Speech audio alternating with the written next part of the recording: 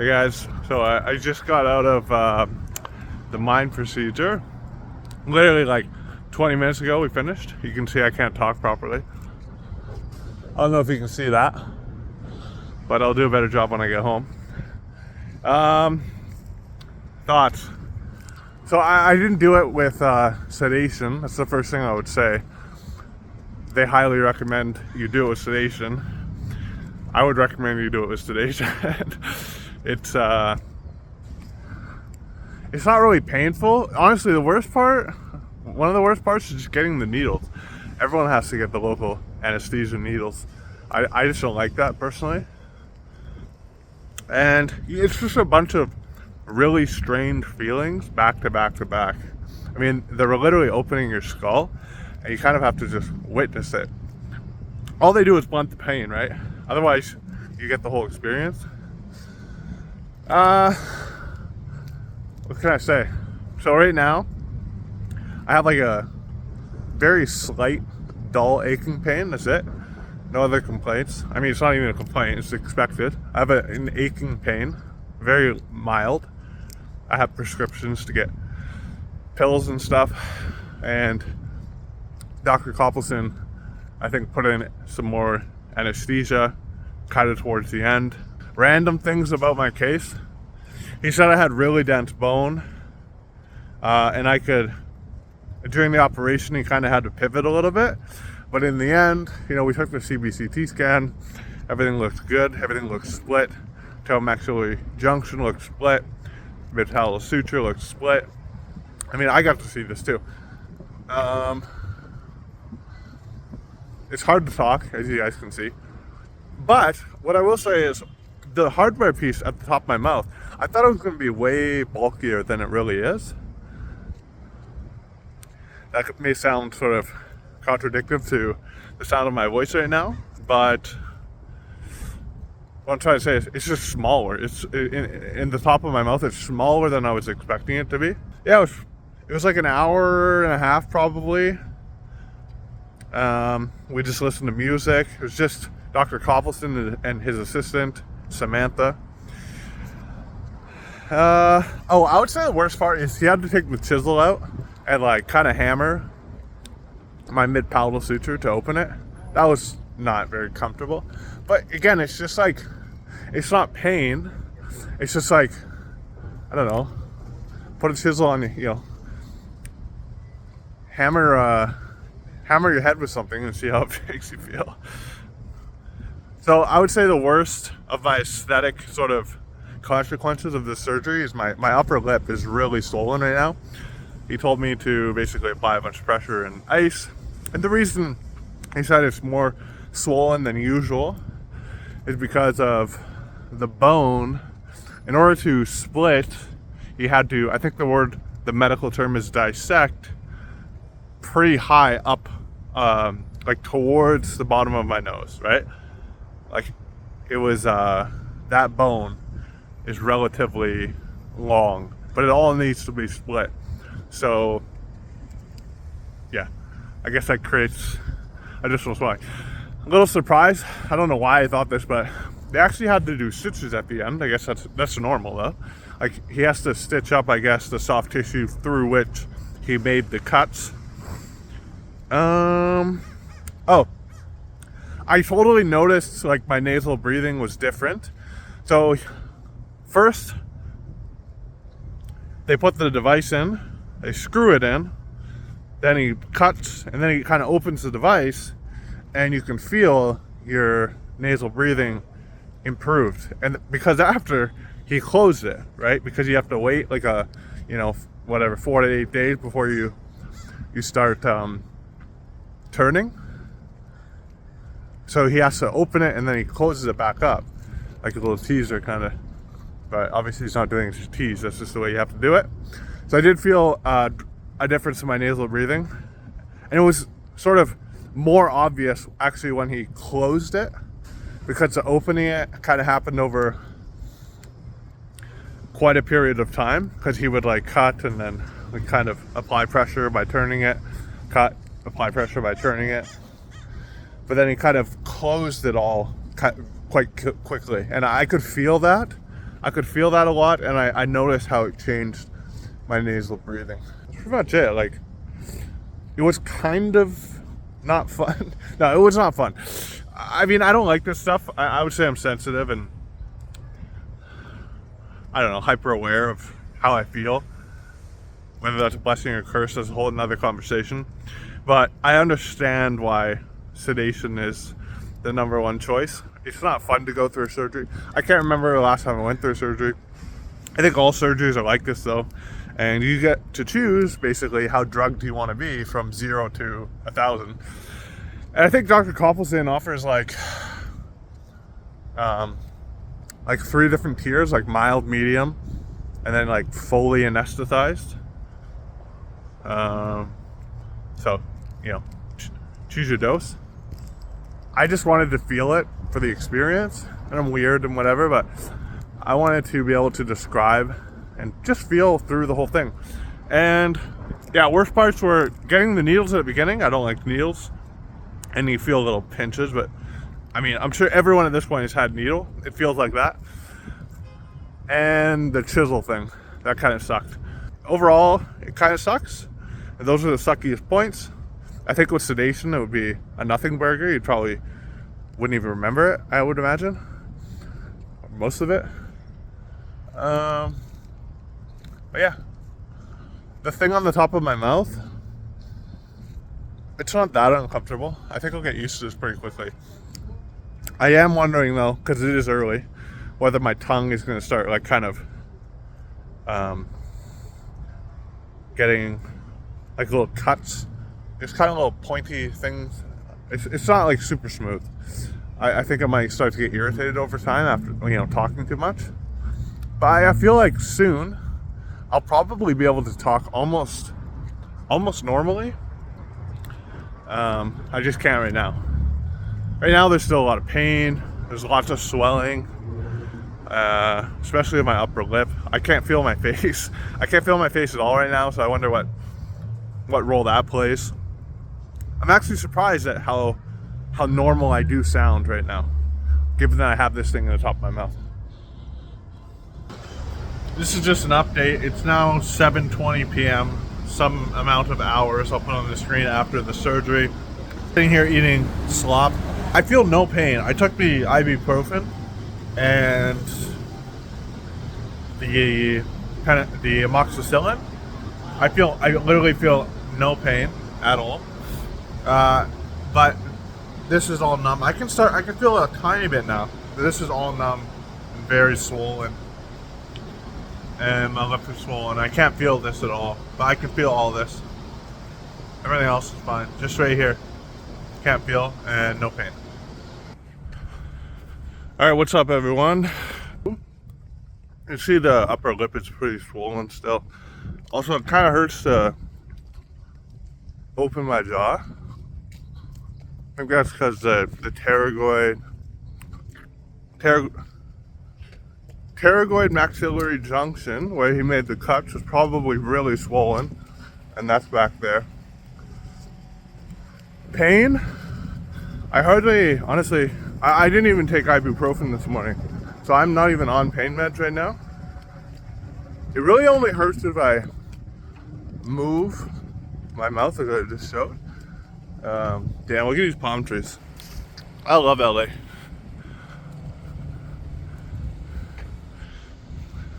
Yeah, I'm not in much pain. I don't have any motivation to put to take the ibuprofen. I guess I feel a tiny ache somewhere in the middle of my skull, but it's not that bad. It's kind of hard to talk. My lip is super swollen, so that feels weird. I can't really smile. And that's about it. I mean, I don't know what else to say. I'm fine. I'd work out right now if I could, but he said I'm not allowed, so I'm just walking around, taking care of the to-do list. I slept pretty good last night. No complaints, really. CPAP was fine. It leaked way more than usual. The CPAP leaked, I guess, because all the swelling. It was in a position that it's not used to being in. And yeah, I don't know. I slept pretty good, better than usual. So, but my airway is not even open, so I don't know how you explain that one. Like, we haven't actually expanded the device yet, right? All right, guys. So this is the first turn of my device. You can see I got a little bit of black eyes. This is from my CPAP. It's all healing now. It's not getting any worse. It's just taking a long time to heal. After the first night, there was nothing, but I'm on really high CPAP pressure, so I think it was, I don't know what happened, but it seems to all be over now. But I had like sort of black eyes. Coppelson said it was the first time he's ever seen this, so I believe him, and I'm not even worried. I don't even care, given that they literally broke my face. So anyways, all right, so this is the first turn. So I got two little wrenches. I got two little wrenches from Coppelson. Put those into somewhat focus. One has a little bend, and the other one's just straight. And it has some instruction manuals. Of course, you can talk to Coppelson as well. I don't know if you can see this, but that's the device. I'll put a picture in the frame right about now. And all you do is you stick, well, I haven't even done it, so we're doing this together, but you stick this wrench on a little cylinder at the top of my mouth. And it's supposed to go from top of my teeth to the bottom, like this, basically. So we'll do that in 1 second. Now, Coppelson already moved this device in the surgery. I don't know if I told you guys about this, but I felt it big. So he literally splits all the way down, expands, and I could feel that already. I don't know how much he expanded me, maybe a millimeter or something, but I could feel a huge difference. When he expanded, I think he did it slowly, like he applied stress as he was breaking it. I'll have to ask him. But when he went back to close the maxilla at the end of the surgery, I definitely felt it. Big time, huge difference. Going from this to basically closing the maxilla so it can start the distraction osteogenesis process, I felt my nasal breathing go way down. So I'm kind of excited to get back to where I was in the surgical chair. What else do I have to say? Yeah, I don't know. I mean, at my follow-up appointment, Dr. Coppelson showed me how to do this. It's super simple. I mean, you can't really mess this up. You stick the wrench in until it fits, and then you make sure it's at the top of your mouth, and then you go down to your teeth every single day. So let's do this. I might go to the mirror to make sure I have this right, but so I think it's in. I think if it can balance there, that is basically in.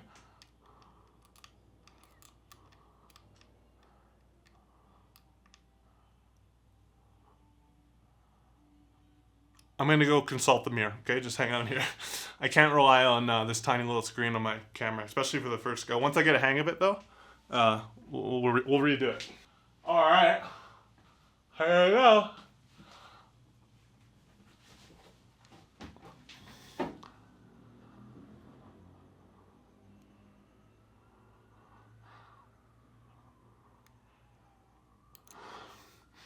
All right. Whew.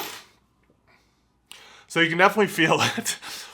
I can feel it's already going away though. I felt quite a bit of pressure, no pain, but a feeling. It was a weird feeling. Like literally like my nose is opening or my maxilla is opening. Yeah, that's it. I can still feel a little bit of pressure. So it was like a lot of pressure.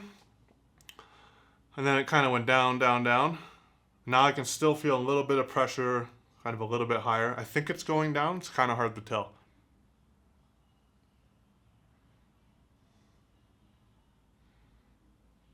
I think that's it.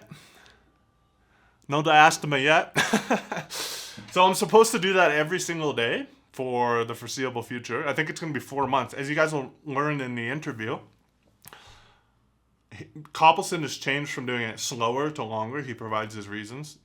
That was comforting to me because that's Uh, I've talked to a few people, and it seems like the evidence is suggesting slower is better. Again, this is one of those things we can't slam the gavel on, but it seems like slower is better, and you'll see in the interview what Dr. Coppelson has to say about that.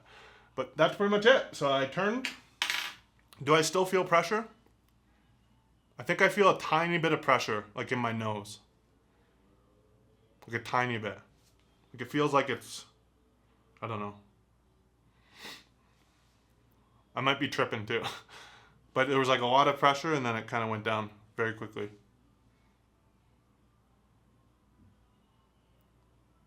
I think that's it. Oh, hey, Dr. Coppelson.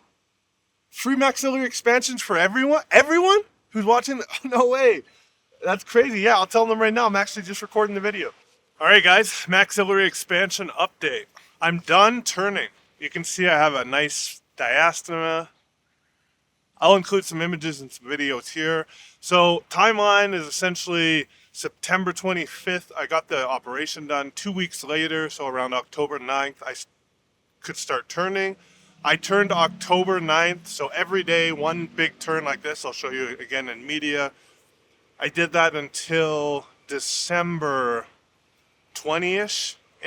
I'll throw a number on the screen, the exact date that I stopped. No serious complications, no pain, nothing like that. I never heard any cracks. I did get concerned a few times.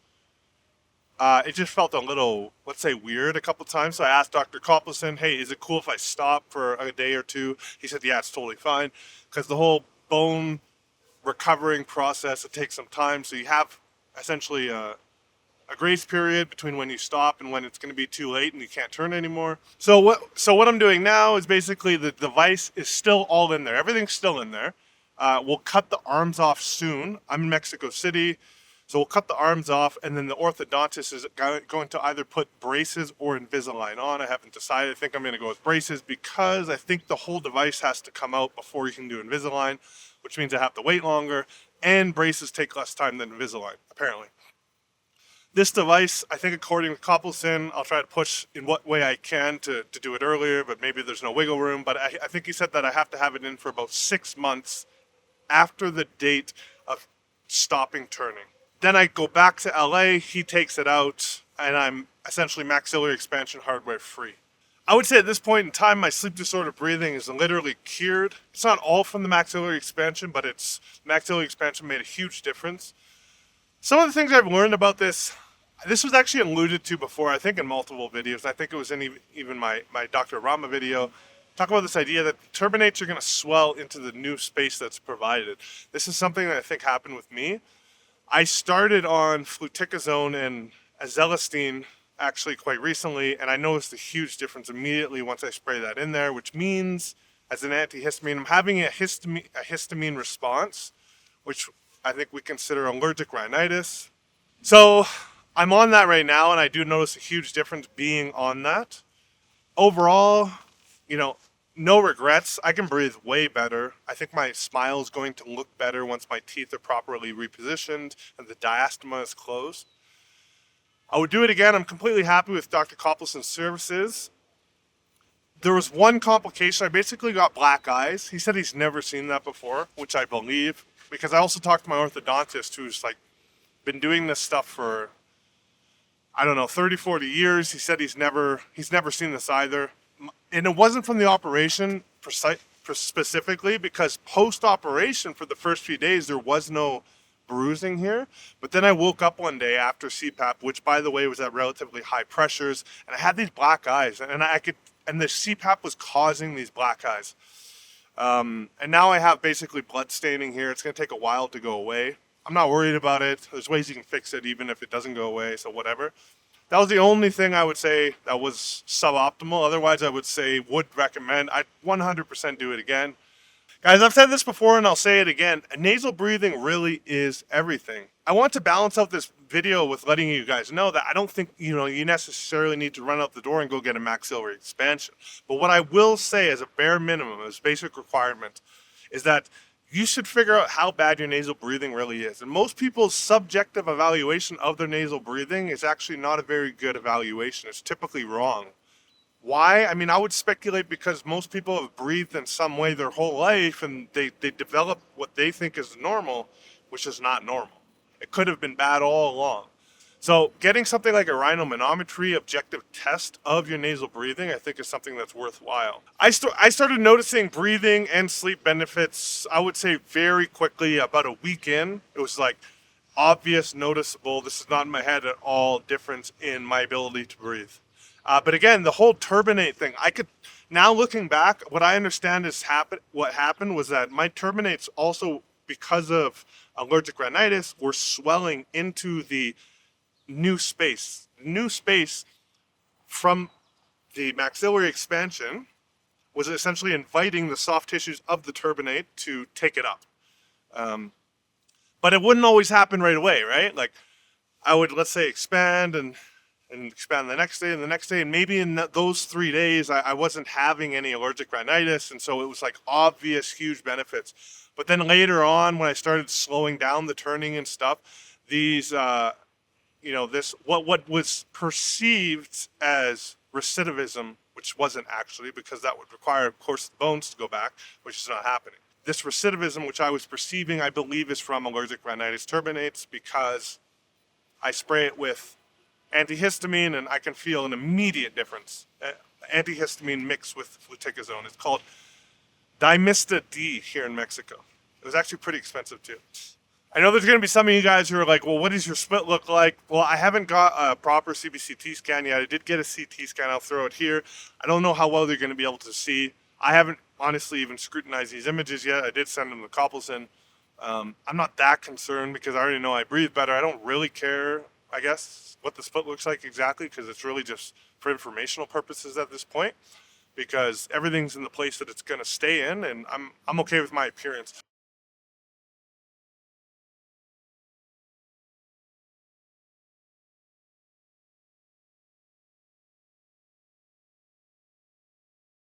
The other thing to take note of too is I actually had a cant prior to the surgery, so of course going through maxillary expansion, as explained by Dr. Coppelson in the interview, which I did with him. If you have a cant and you widen the maxilla, that cant is typically going to be more pronounced, which may be something that you guys have already identified in my, let's say, new appearance. I just wanted to make note of that as well. Yeah, I don't know. Look, if there's anything else, just go ahead and ask me in the comment section. If there's a lot of things that you guys still want to know, maybe I'll just make another video of all the things which you guys mentioned in the comment section, but I'll do my best to answer all the questions that you guys might have just down there. So also for those who I guess don't know already, I did this at the Breathe Institute with Dr. Coppelson, Dr. Kevin Coppelson in Los Angeles, California. I'll leave the contact information in the description box if you're interested in inquiring. Yeah, look, there's really not a whole lot else to say. I would say this thing is not really a big deal. It's not that exciting. I mean, I literally turn a thing every day for like 3 months, and the split is relatively symmetrical too. I'm very happy with it. Yeah, again, 10 out of 10 would do again, recommend. Good luck, everyone. We'll talk soon. Bye.